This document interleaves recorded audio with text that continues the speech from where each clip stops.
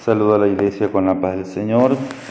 Invito a que abra su Biblia en el Salmo número 31. Vamos a leer desde el verso 8 hasta el verso 13. Vamos a hacerlo de una manera unánime, estos versículos, desde el verso 8 al verso 13, estos 6 versículos, lo vamos a leer de manera unánime. Lo vamos a hacer a la voz de 3. 1, 2, 3. No me entregaste en mano del enemigo, pusiste mis pies en lugar espacioso. Ten misericordia, oh Jehová, porque estoy en angustia. Se han consumido de tristeza mis ojos, mi alma también y mi cuerpo, porque mi vida se va desgastando de dolor y mis años de suspirar se agotan mis fuerzas a causa de mi iniquidad y mis huesos se han consumido. De todos mis enemigos soy objeto de oprobio y de mis vecinos mucho más, y el horror de mis conocidos. Los que me ven fuera huyen de mí. He sido olvidado de su corazón como un muerto. He venido a ser como un vaso quebrado, porque oigo la calumnia de muchos. El miedo me asalta por todas partes, mientras consultan juntos contra mí e idean quitarme la vida. Vamos a orar. Maravilloso y buen Dios, te damos gracias, Señor, porque tú eres bueno, porque para siempre es tu misericordia, Señor. Nos acercamos una vez más ante tu presencia, Señor. Necesitamos de ti, Señor. Ayúdanos, Señor, a permanecer en tu palabra, Señor, y a entender tus planes, tus propósitos para nuestras vidas. Señor, vamos a entrar en la meditación de tu palabra, que no sea yo hablando, sino seas tú hablando a través de mí para mi vida y para la vida de los demás, presentes y oyentes. Te damos gracias, Señor, en el nombre de Jesús, que sobre todo nombre. Amén. Pueden tomar asiento, mi amada hermana. Damos gracias al Señor porque Él nos tiene reunidos en este día miércoles, culto de enseñanza.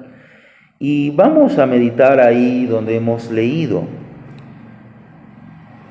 Si usted, no sé si tiene en su Biblia algún subtítulo, pero en mi Biblia los editores de esta versión Reina Valera 1960 le han puesto, empezando el Salmo 31, declaración de confianza. Y es un salmo que se lo atribuye su autoría al rey David. Pero si usted prestó atención a lo que leímos, los versículos que acabamos de leer son una expresión de dolor. Son una manera en que el salmista está está manifestando todo lo que lo estaba consumiendo internamente. Tal vez tristeza, tal vez temor, tal vez dudas, tal vez muchas ideas que venían a su mente, muchas preguntas que él las tenía dentro de su corazón, las presenta en estos versículos. Él se siente consumido de tristeza, dice en el verso 9. Se han consumido de tristeza mis ojos, mi alma también y mi cuerpo. Es como que todo lo que estaba pasando internamente en la vida del salmista, él lo veía que también estaba afectando a su salud. Él dice en el verso 10, porque mi vida se va desgastando de dolor y mis años de suspirar.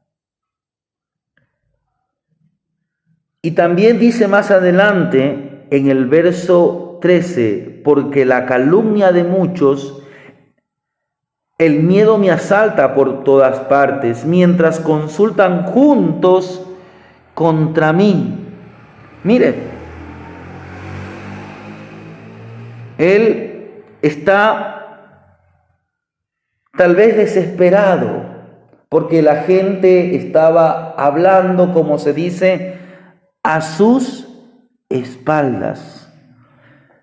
Se siente como un vaso quebrado, dice en el verso 2. Es como que por dentro él estaba quebrantado. Y le pide al Señor que tenga de él misericordia. Pero como le decía, este salmo dice que es una declaración de confianza. Es un salmo donde él declara confianza. Tanto que el verso 1 dice, en ti, oh Jehová, he confiado. No sea yo confundido jamás. Mire, el verso 3 dice, porque tú eres mi roca y mi castillo. Por tu nombre me guiarás y me encaminarás. Mire, cuando usted lee la Biblia, y en este caso hablando del rey David, si leemos libros como Primera, Segunda de Samuel, parte de los primeros capítulos de Crónicas, de los primeros libros de Reyes, y también en los libros de Crónicas, vamos a encontrar parte de la vida del rey David. Usted y yo podemos sobresaltar los momentos aquellos donde lo vemos como un gigante en la fe, como cuando él vence al gigante Goliat. Usted conoce la historia bíblica que se nos presenta en el capítulo 17 de Primera de Samuel, donde David dice, tú vienes, le dice al gigante, tú vienes a mí con espada, con lanza y jabalina, mas yo vengo a ti en el nombre de Jehová de los ejércitos. Y usted conoce el resto de la historia. Él corre, lanza la piedra, impacta en el gigante y tiene una gran victoria. Más adelante leemos que donde David salía, Dios le daba la victoria. Llega después a ser un rey y todo. Pero usted también tiene que conocer los momentos difíciles que experimentó David. Después de su conflicto, después de la gran victoria contra el gigante Goliat, usted conoce que las personas en el pueblo comenzaron a dar ciertas alabanzas que al rey Saúl no le gustaron, llenaron su corazón de envidia.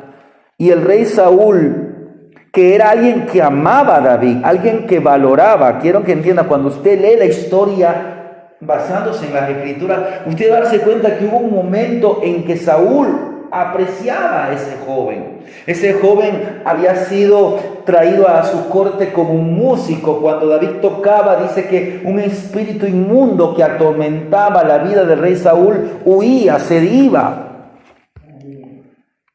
Pero después de ese momento, después de ese día, después de la batalla, y con lo que escuchó Saúl, el corazón de Saúl se llenó de envidia, tanto que la Biblia relata que por 2 ocasiones Saúl lanzó una lanza mientras David tocaba el arpa con la intención de matarlo, de clavarlo. Saúl era un hombre experto en guerra. En otras palabras, era un hombre diestro para lanzar una lanza. Pero la Biblia dice que David pudo esquivar. Dios no permitió que la vida de David sea cortada, porque usted y yo sabemos que Dios ya había dado una promesa, un propósito para la vida del joven David. Pero después de eso y después de otros eventos, David tuvo que salir huyendo y se hizo el enemigo número 1 del rey Saúl. Usted conoce la historia, más adelante Saúl muere en batalla y David llega a ser rey. Al principio no es rey de toda la nación de Israel. David llegó a ser al principio rey de solamente una tribu, de la tribu de Judá, la casa de la tribu donde él pertenecía. Y por algunos años tuvo batalla, tuvo guerra con descendientes del rey Saúl, hasta que Dios le dio la victoria y ahora sí gobernó a las 12 tribus de Israel, el reino unificado.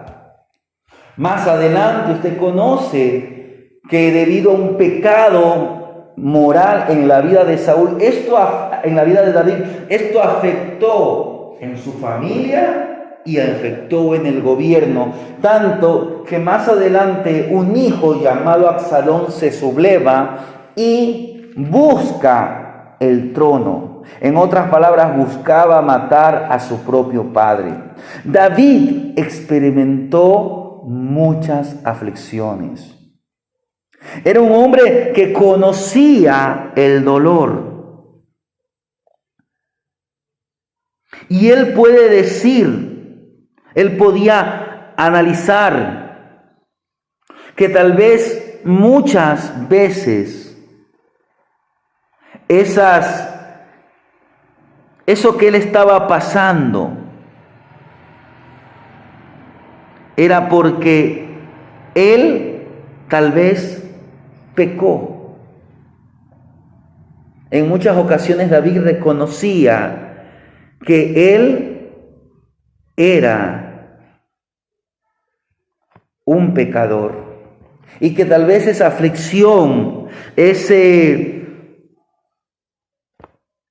aflicción, esa angustia que el Señor permitía, era porque él había fallado al Señor. Pero dice en el verso 14 de este Salmo número 31, mas yo en ti confío, oh Jehová. Digo, tú eres mi Dios. Y luego él puede declarar, en tus manos están mis tiempos. En otras palabras, mi presente, mi pasado y mi futuro está en tus manos. Más adelante, en el verso 19, quiero que entienda, este salmo no es en un momento en que David le está pasando de mil maravillas, sino que está siendo afligido. Pero en todo este caos que él está viviendo, él puede decir, como dice en el verso 19, cuán grande es tu bondad, que has guardado para los que te temen, que has mostrado a los que esperan en ti delante de los hijos de los hombres. La bondad de Dios es perfecta, porque Dios es el único que puede definir lo que es mejor para cada uno. Ahora quiero que entendamos en primero, aunque más luego vamos a volver a explicar, en términos básicos. Bondad tiene que ver mucho con el amor de Dios, pero hablar acerca de la bondad de Dios no solamente se trata de lo bueno o de las bendiciones que usted y yo podemos recibir, sino que cuando hablamos de la bondad estamos diciendo que las acciones, todas las acciones de Dios, aunque a usted y a mí no nos parezcan, aunque usted y a mí no las entendamos, aunque el mundo no puede entender por qué esto Dios hace, todo lo que Dios hace está marcado por la bondad. En otras palabras, todo está marcado por el bien de Dios. La bondad tiene que ver con eso, lo que Dios es. Él es bueno. Y es bueno en todo tiempo. La bondad de Dios está más allá de proveer riqueza, salud, bendición a los seres queridos. Porque la bondad de Dios también se puede manifestar en experiencias que quizás usted y yo no elegimos, no elegiríamos nunca. Pero Dios sabe lo que necesitamos para crecer, sea en fe, sea en obediencia, sea en perseverancia. Hay muchas maneras en las que Dios expresa su bondad, en las que Dios expresa su cariño, su amor. Dios expresa su bondad en su amor, Dios expresa su bondad en su paciencia, Dios expresa su bondad en su misericordia, en su gracia, sí. Pero también Dios expresa su bondad cuando Él nos disciplina de manera amorosa. Mire lo que nos dice en Hebreos capítulo 12. Ahí usted, si se da tiempo en casa, pueden leer todo el capítulo 12, pero dice el verso 11, es verdad que ninguna disciplina al presente parece ser causa de gozo, sino de tristeza, pero después da fruto apacible de justicia a los que en ella han sido ejercitados. El amor de Dios es algo inquebrantable, y cuando Dios nos corrige es porque es necesario. El proceso es verdad que es doloroso, pero el resultado, ¿cuál es? Dice que es fruto apacible de justicia. Dios no nos disciplina. Dios, cuando disciplina a alguien, y lamentablemente hoy dentro de la iglesia casi no se está aplicando la disciplina, y sobre todo usted y yo tenemos que aplicar la autodisciplina a la luz de la palabra. Es decir, tenemos que entender muchas cosas que Dios no nos va a permitir a nosotros. Días atrás yo le decía a usted, mi hermana, solo que no terminamos porque me entraban personas. Hoy en muchas iglesias se hacen preguntas como: ¿y los creyentes podemos hacer esto y aquello? ¿O esto es pecado o esto no es pecado? Y a veces la respuesta del pastor es muy confusa. En vez de decirle: bueno, hermano, esto es pecado, y ahora sí le voy a explicar por qué razones. Pero a veces nos queremos dar la vuelta, queremos ser muy explicativos y no damos la respuesta tan sencilla: sí o no. Porque pecado no es solamente, matar, robar. Sabemos que eso es pecado.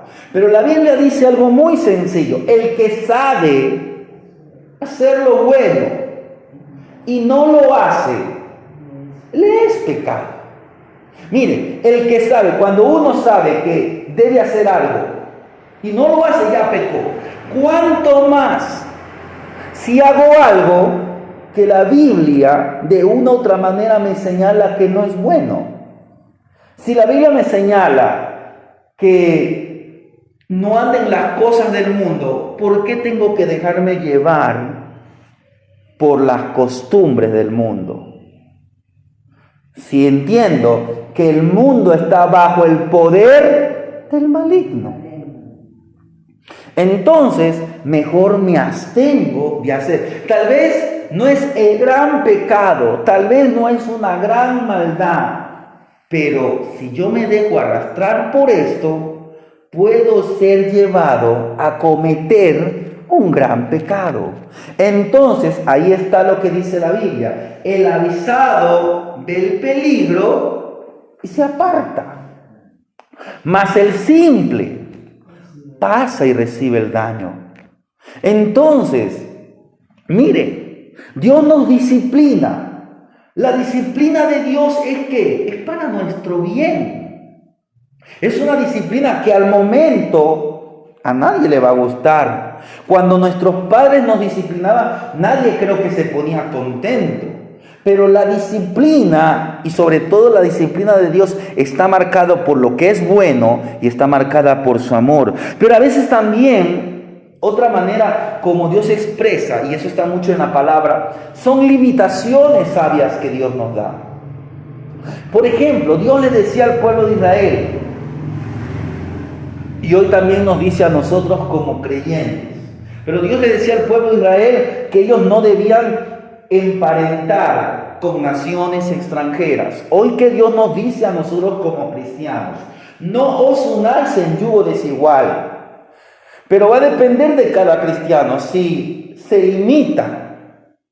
Vemos el caso de Sansón. Sansón le dice a sus padres: yo quiero tomar a esa mujer como esposa, porque me gusta, porque me agrada. Tal vez la chica no era una mala mujer, no era una mujer de la mala vida, no era una mujer, ¿cómo decir?, de malos sentimientos. Pero si Dios le dijo al pueblo de Israel: no te unas, ¿qué es lo que tenía que hacer Sansón? Obedecer a Dios. Pero Sansón dio lugar a su carne. Si usted conoce la historia, usted va a darse cuenta que esa boda no fue para nada bueno, que por tomar esa decisión Sansón salió mal, la mujer murió, la familia de la mujer murió.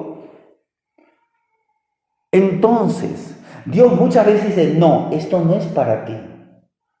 El mundo, no, pero es que yo vi que un hermano, tal vez ese hermano está allá en desobediencia. Y si Dios permite, allá. Pero si yo por la palabra sé que a Dios esto no le agrada, ¿por qué yo me voy a ir contra la palabra de Dios?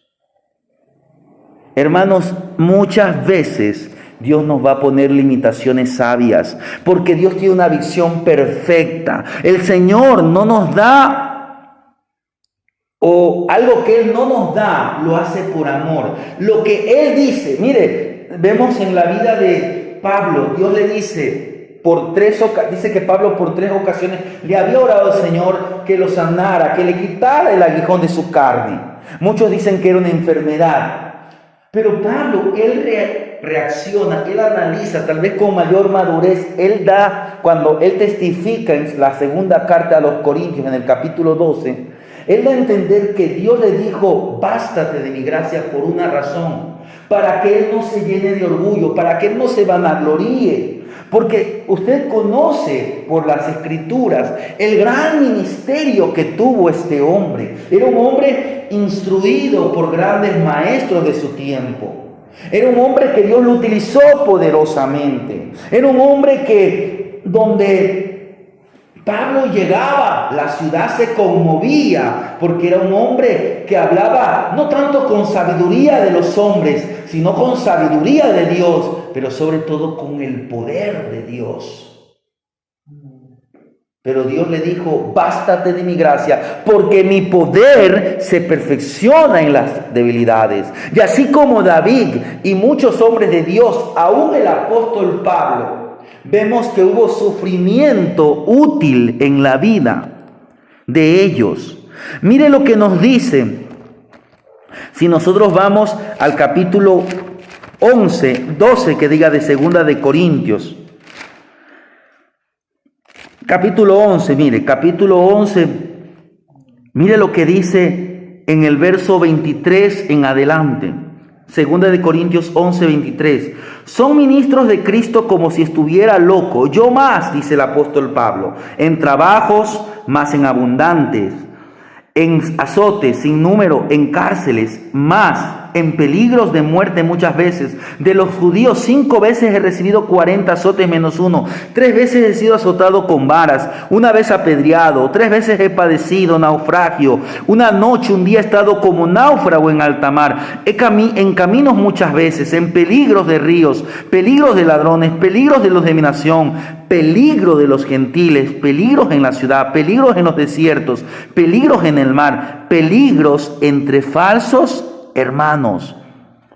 Dios permitió sufrimiento, como lo vemos también en la vida de Job, como lo vemos en la vida de Daniel, lo vemos en la vida de los amigos de Daniel, que pasaron aflicción. Pero ¿por qué se fue ese sufrimiento? ¿Por qué Dios permitió? Mire, ¿por qué Dios cuando David es ungido por Samuel que diga, como futuro rey de Israel, ¿por qué al momento no le quitó la vida al rey David, al rey Saúl? Bueno, porque todavía le faltaba la batalla ante el gigante Goliat. Ya, ¿por qué en ese momento la gran batalla de David contra Goliat? ¿Por qué en ese momento Dios no dijo, bueno, hasta aquí llega Saúl y David hoy va a ser el rey? No, Dios permitió una etapa de sufrimiento, como la Daniela permitió en la vida de José, porque Dios tenía un propósito. Pero si no hubiera habido ese sufrimiento era por una razón. Ese sufrimiento tenía un propósito.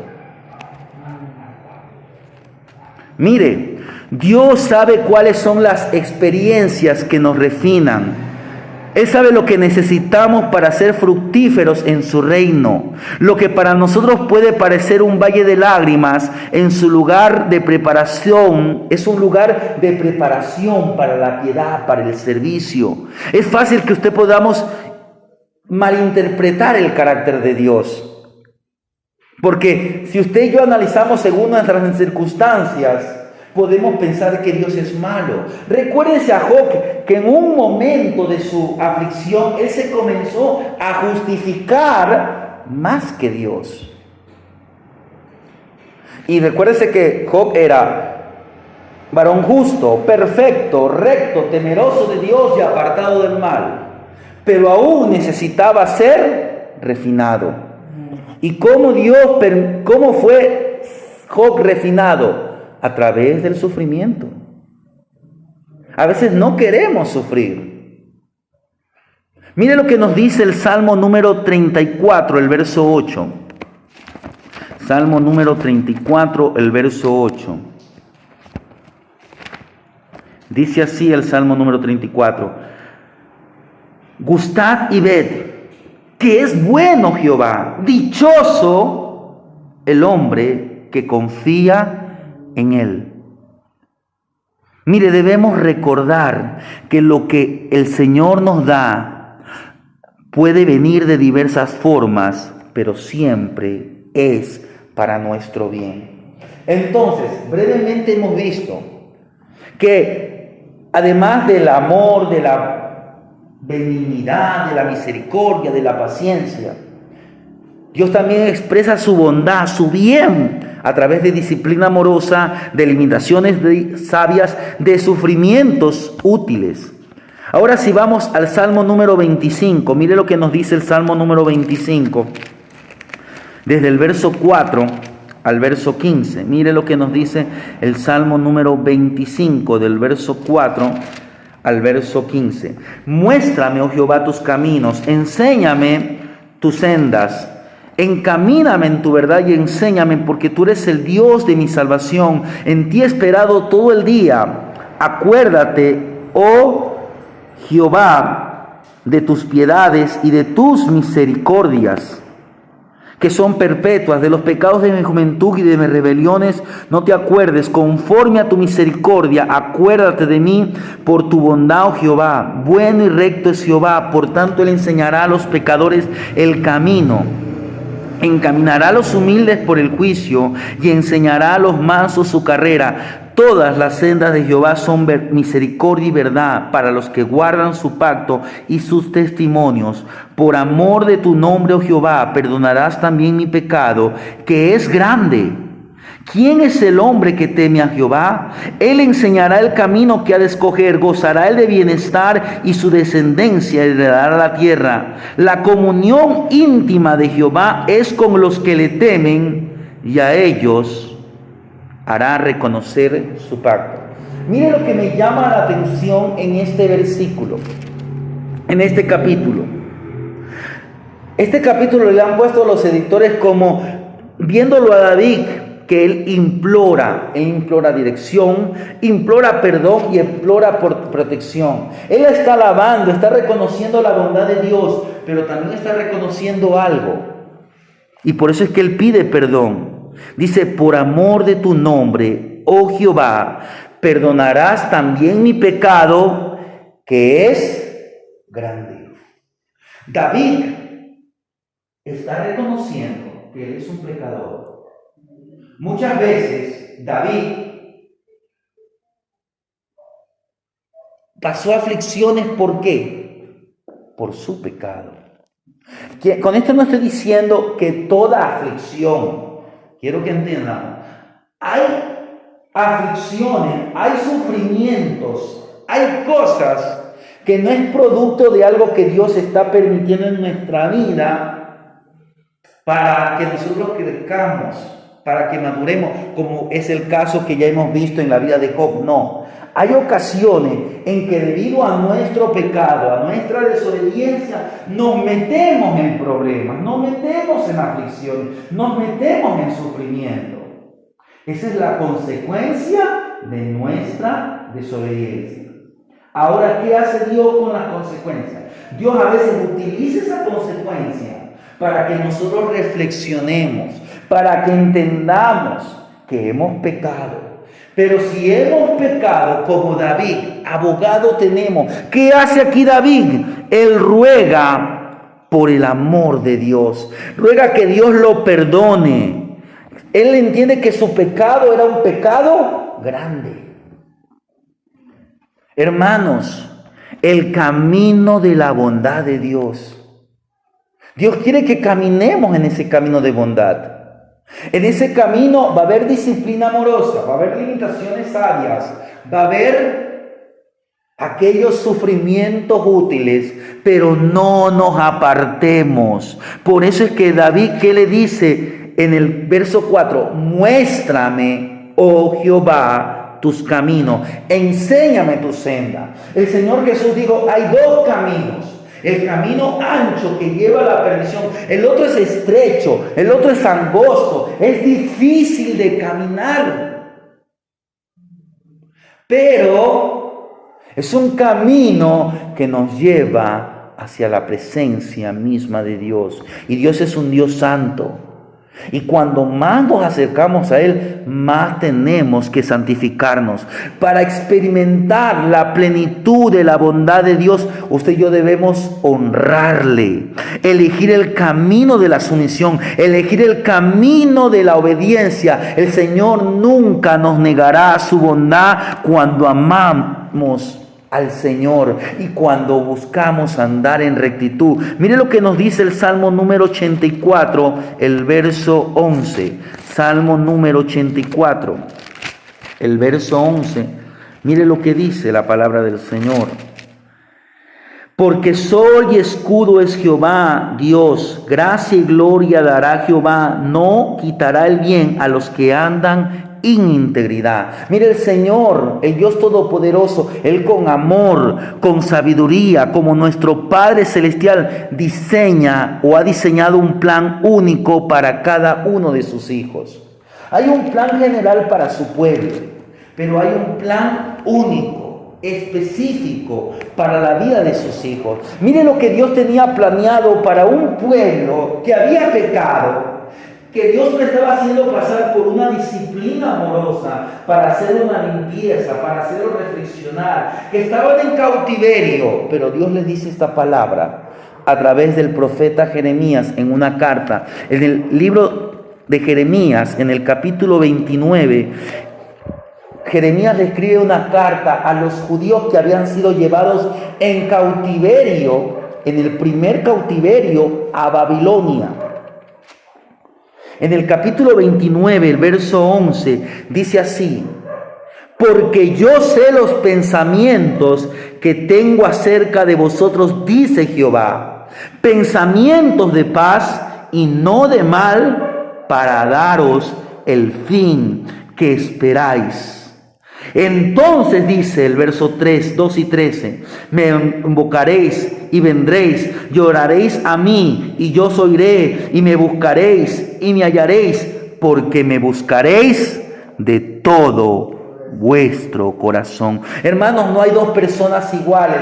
De la misma manera, no hay un plan, el mismo plan que es para el hermano tal, es para la hermana tal. No. Hay un plan general. Dios tiene un plan general con su pueblo, que todos un día estemos con la presencia de Él, adorando, sirviéndole. Pero en esta tierra tenemos un plan específico. Pero usted y yo tenemos que encaminarnos en ese plan. No tenemos que hacer nuestra voluntad. Usted y yo no tenemos ni la sabiduría ni la perspectiva eterna para entender todas las dificultades que podamos experimentar. No nos llenemos de desánimo, sino aprendamos a confiar en Dios, porque Dios está obrando por medio de aquellas dificultades. Cada paso en el camino de Dios implica que usted y yo lo elegimos, lo seguimos con perseverancia, con constancia. No apartamos la mirada de Dios, nos enfocamos en lo que Él tiene para nosotros. No nos enfocamos en los demás.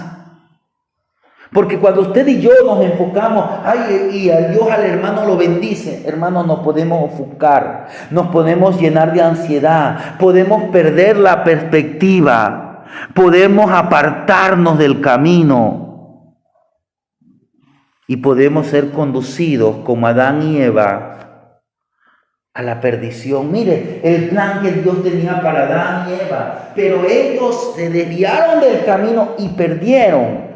Gracias a Dios podemos decir que no perdieron la vida eterna, la vida que Dios tiene para los que le aman. Dios hizo un sacrificio, entendemos que ese sacrificio fue por Adán, fue por Eva, mostraba el sacrificio de Cristo, pero perdieron muchas cosas. Perdieron esa íntima comunión. Pero recuerde lo que leímos en el Salmo número 25, en el verso 14. La comunión íntima de Jehová es con los que le temen, y a ellos hará conocer su pacto. Hermanos, tomémonos un tiempo para preguntarnos si estamos en el camino que el Señor ha elegido para nuestras vidas o nos estamos desviando a otra dirección. A veces creamos nuestro propio camino, ignoramos la bondad, la abundancia del camino del Señor. Hermanos, nunca es buena idea que nos apartemos. Recuérdese lo que le pasó al joven, al hijo prójimo. Él tomó su propio camino, siguió sus pensamientos y más adelante se estaba arrepintiendo. Decía: en la casa de mi padre hay muchas moradas y yo aquí muero de hambre. Es mejor estar un día en los atrios de Dios que habitar en moradas de maldad. Y para terminar, vamos a ir a algo que quiero dejar bien en claro. Dios es bueno. Mire lo que nos dice en el Salmo número 119, el verso 68. Hermana Magali, si me puede leer en el Salmo 119, el verso 68, porque yo voy a leer en otra cita. Verso 68.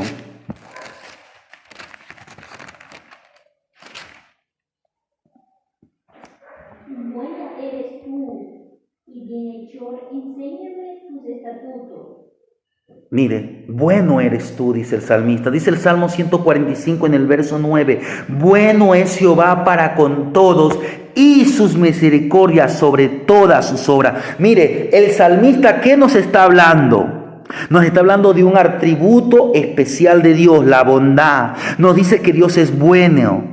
Él no dice que Él es bueno de vez en cuando, sino que siempre es bueno y no sabe hacer otra cosa que no sea el bien. Los designios, los propósitos, los planes, la voluntad están marcados o están caracterizados por una ausencia del mal, de maldad. Él quiere que usted y yo entendamos que Dios hace siempre lo correcto. Por tanto, aunque algunas veces usted y yo no podamos entender, o algunas veces Él hace uso de algo para corregirnos porque no estamos haciendo lo correcto. Y aunque a mí o a usted no nos guste, eso no cambia la verdad, la realidad que Dios es bueno. A veces va a ser difícil que podamos pensar en la bondad de Dios cuando las cosas no van como nosotros deseamos. Es más fácil pensar en un Dios bueno cuando todas las cosas nos salen bien. Cuando se frustran nuestros planes, cuando hay enfermedad, tal vez nuestra mente cambia. Pero no debemos tender a dudar. Tal vez usted pueda decir: esto no es justo, esto que Dios está haciendo, ¿por qué lo hace? No se supone que me esté pasando esto. A veces usted puede decir: pero si yo le estoy sirviendo, si me estoy congregando, si estoy haciendo lo que la palabra dice. Hermanos, recuérdese que muchas veces Dios va a permitir sufrimiento. No tambalee su fe. Y si su fe está tambaleando, si usted está dudando, diga como aquel hombre: Señor, ayuda en mi incredulidad. El secreto está en ver con los ojos de Dios, no con los nuestros. ¿Y cómo lo logramos hacer esto? Cuando pasamos tiempo en oración, leyendo la palabra. Esto nos va a ayudar a pensar como Él piensa y darnos cuenta que nos ama y desea lo mejor para sus hijos. Y para finalizar, un pasaje que siempre me gusta mencionar, que está en el libro de Habacuc, en el capítulo 3. Los últimos versículos del libro de Habacuc tienen una poderosa declaración de fe que dice así, en el capítulo 3 de Habacuc, el verso 17, 18 y 19, dice: aunque la higuera no florezca ni en las vides haya fruto, aunque falte el producto del olivo y los labrados no den mantenimiento y las vacas sean quitadas de la majada y no haya vaca en los corrales, dice el profeta Habacuc, con todo yo me alegraré en Jehová y me gozaré en el Dios de mi salvación. Jehová el Señor es mi fortaleza, el cual hace mis pies como de ciervas y en mis alturas me hace andar. Dios es bueno, no importa si lo creemos o no lo creemos, no importa si estamos de acuerdo o no importa nuestras circunstancias. Usted y yo debemos entender que Dios siempre es bueno. Amén.